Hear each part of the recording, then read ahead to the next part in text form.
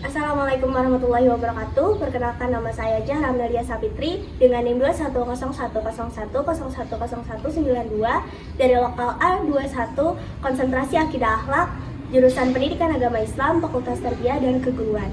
Di sini saya membuat video untuk memenuhi tugas media dan teknologi pembelajaran. Assalamualaikum warahmatullahi wabarakatuh. Waalaikumsalam warahmatullahi wabarakatuh. Bagaimana hari ini kabarnya anak-anak? Alhamdulillah baik. Oke, alhamdulillah. Semoga sehat semua ya. Nah, sebelum kita memulai pelajaran pada siang hari ini, Ibu ingin mengecek kehadiran kita dulu. Oke, yang pertama, Syah dan Nabila. Hadir Ibu. Yang kedua, Alhamdulillah dan Kaulia. Hadir. Yang ketiga, Nana Nisa. Hadir Bu. Baik, hadir semua ya. Sebelum kita mulai pelajaran pada siang hari ini, mari kita bersama-sama membaca surah Al-Fatihah. Oke, jadi hari ini ada masih ingat nggak minggu kemarin kita membahas tentang apa? Tentang ikhlas. Tentang ikhlas. Nah, jadi ada yang tahu hari ini kita membahas tentang apa? Iya. Oke, jadi ada yang tahu nih apa sih dia itu? Amin Bu. Oke. Nah, jadi hari ini kita membahas tentang akhlak tercela kepada Allah, yaitu riya. Nah, jadi tujuan belajar kita hari ini, yang pertama itu kita bisa menjelaskan apa itu riya. Nah, yang kedua, kita harus menghindari perilaku riya tersebut atau perilaku yang tercela tadi. Nah, kita masuk ke materi. Nah, jadi ini ada materi di PPT itu yang Ibu tampilkan.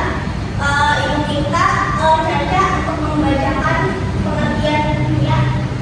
Riya dalam bahasa Arab artinya memperlihatkan atau memakatkan.